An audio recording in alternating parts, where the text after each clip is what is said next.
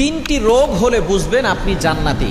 অর্থাৎ তিনটি রোগ যদি আপনার হয় তাহলে মনে করবেন আল্লাহ পাক রব্বুল আলামিন আপনাকে ভালোবাসেন, আপনাকে মহব্বত করেন।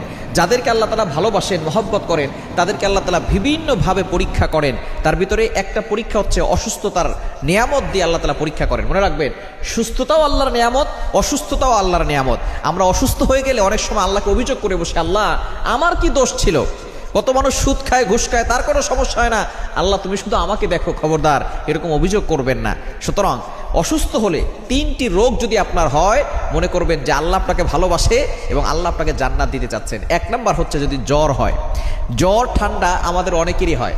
একবার নবীজি সাল্লাল্লাহু আলাইহি সাল্লামের জামানায় কয়েকজন সাহাবী বসা, নবী সাল্লাল্লাহু আলাইহি সাল্লাম বলতেছেন, একজন সাহাবী বলতেছেন আমার খুব জ্বর হয়েছে, অনেক সাহাবী বলতেছেন আমারও জ্বর হয়। এবার নবী সাল্লাল্লাহু আলাইহি ওয়াসাল্লাম বলছেন তোমরা তো আমার অন্তর্ভুক্ত, আমারও তো জ্বর হয়। কিন্তু একজন বলতেছে যে আমার জ্বর হয় না। নবীজি বলতেছেন তাহলে তুমি